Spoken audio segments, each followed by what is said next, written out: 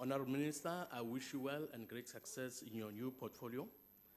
And the ACDP believes that the dignity of our people is a God-given right, and our constitution clearly states that everyone has the right to an environment that is not harmful to their health or well-being.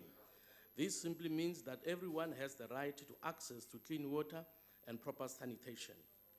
The ACDP also calls on the department to investigate reports that nearly 80% of wastewater treatment plants are barely functioning.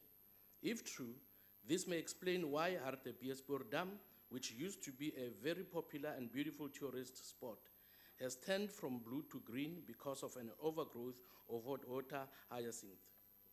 Last year, the Vaal River was also so badly polluted that the army had to be called in to assist with cleaning up the mess.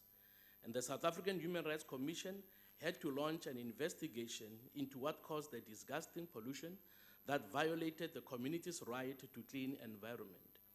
After the investigations, the cause of the problem was found to be raw sewage, which came from pump stations that were not properly maintained by the Umfuleni municipality.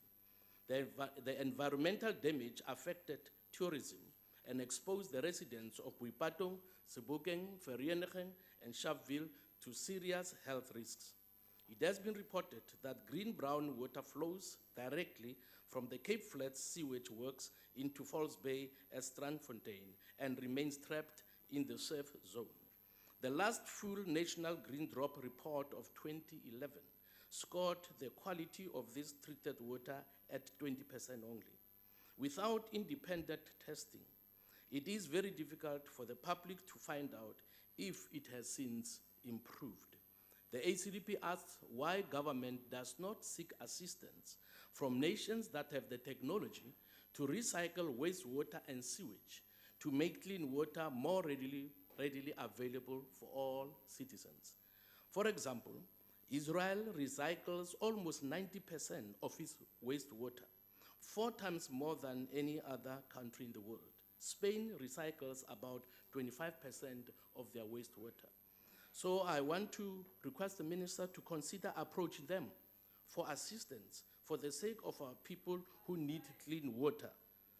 In South Africa, we do not recycle wastewater sewage, hence the environmental damage that is done continually. Our rivers and lakes are polluted to the extent of destroying marine life and leaving unbearable stench that our people must live with. A countrywide water shortage is a decade away unless urgent action is taken to rehabilitate and preserve our rivers and catchment areas, fix and maintain crumbling infrastructure, and implement water reuse. Honourable Minister, in your concluding statement. Your time is up, Honourable.